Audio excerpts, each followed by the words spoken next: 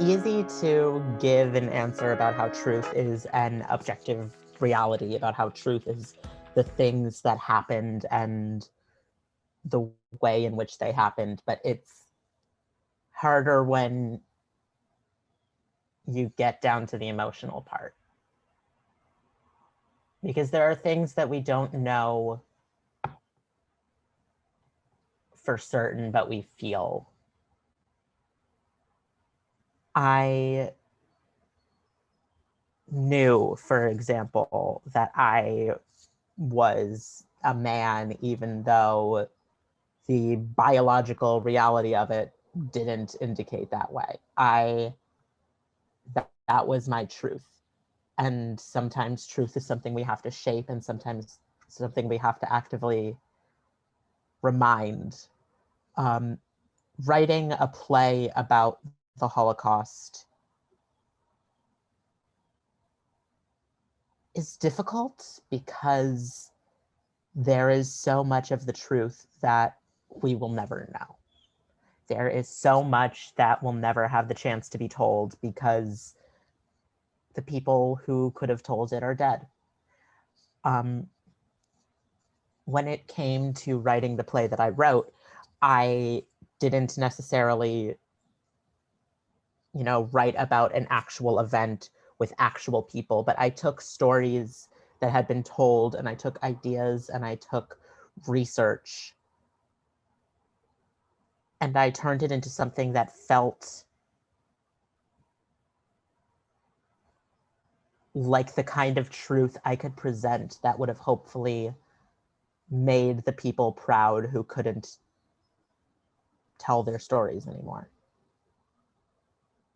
The three words that I think come up the most often for me are love, loss, and laughter. First and foremost, I think a good story is one that people want to hear. Not necessarily like, I'm going to go and sit down and watch this play about the Holocaust, because that sounds like a rip-roaring good time, but a story that pulls people in and makes people want to hear it, even if it's going to hurt. I think that a good story, we live in a culture where when it comes to, movies and new books and things like that and releases, we're very careful about not having things spoiled for us. I'm personally not a fan of that. I think that it's okay to know the ending if the story can make you forget the ending while you're watching it. The biggest, what I always say is Hamlet's not a tragedy to Hamlet. It's not a tragedy to anyone inside of it until it's too late. And a good production of Hamlet is going to make the audience forget that it's a tragedy, even though it's arguably the most famous tragedy ever told.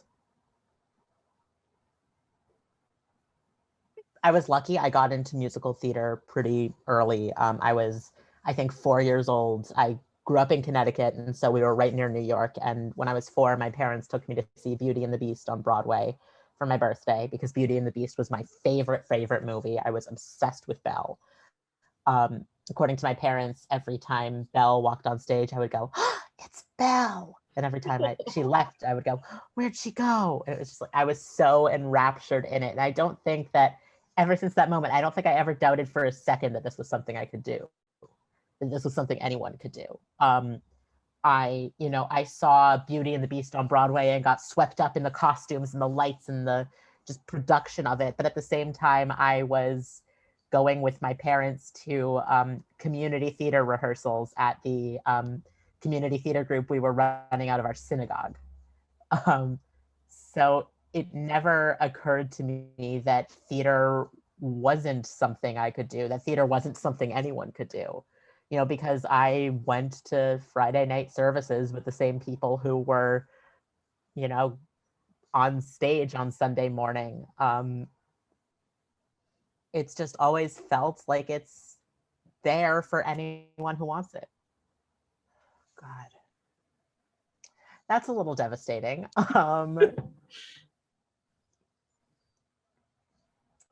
Wow. I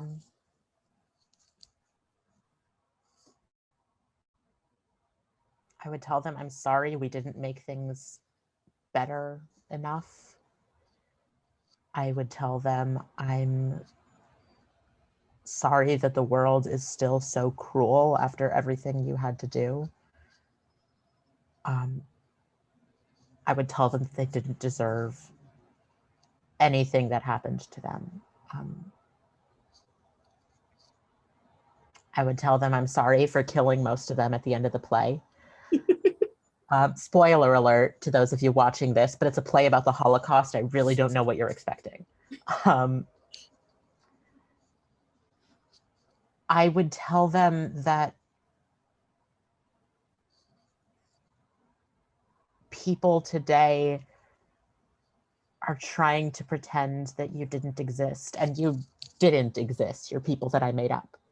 But that the things that were happening and the things that you came from didn't happen. And I would tell them that I and so many of the people that I know and so many of the people of my community are evidence of the fact that not only did it happen, but that we survived. For as long as I can remember, I've loved to write. That's always kind of been there with the theater part. I've loved to tell stories. I've loved to make things up. And from the moment I could write things down, I was writing down stories. And writing stories is so lonely. It is an incredibly lonely thing to do. Being a writer is a lonely thing to be because it's just you and your words and whatever you're using to write your words. Theater, by necessity, you can't write a play alone. If you write a play alone, it's not a play, it's a script. I love that theater relies so much on every other person in the room. Every single person who is present for a play is necessary for it to be the play that it is, that it becomes. And everyone knows that. And not only do they know that they are important, but they know that everyone else in the room is important. That's my favorite thing, is just being in a space that where everyone knows the worth of every other person there and knows the worth of the thing that we're coming together to make. Yeah, I mean, whether in person or virtually, I love talkbacks. As a playwright, I love talkbacks. As a director, I always kind of hope that the work speaks for itself. But as a playwright, I love finding out what people thought and what questions people have. So that's my selfish little perspective on it. But I don't know, maybe it's because I've been doing it for so long. Maybe it's because, a big part of my college experience was virtual theater, but I really do enjoy a virtual rehearsal room. I love the fact that when we call for 5, I can go into my kitchen and get a snack. I love the fact that I can work with people who I never would have the chance to work with otherwise. My director for this production, who's an incredible director. Her name is Elizabeth Johnson. I love her. I love her work. She's in North Carolina right now, in graduate school for sociology. And there's no way that she would have been able to work on this production if we weren't virtual. I honestly, most of the time when rehearsal is over, we just stay on the Zoom call talking, which isn't usually something you can do when you need to get home at the end of the night. Yeah. Yeah, I mean, the start of the pandemic was something that was so isolating and so frustrating, especially for people who were used to, their whole career, their whole life being in a space and the necessity being for that space. And during the development of this play, I hosted a few readings over Zoom just to hear the words, to get feedback, and to keep writing. And I will never be able to hate or be annoyed by a Zoom format of virtual production, because I will always be so grateful for the development process of this play, in which every time I reached out and asked my friends for their help, for their time, they said yes. They said yes eagerly and excitedly, and without knowing what the hell it was they were getting into, they said yes. And I would not be where I am today if they didn't.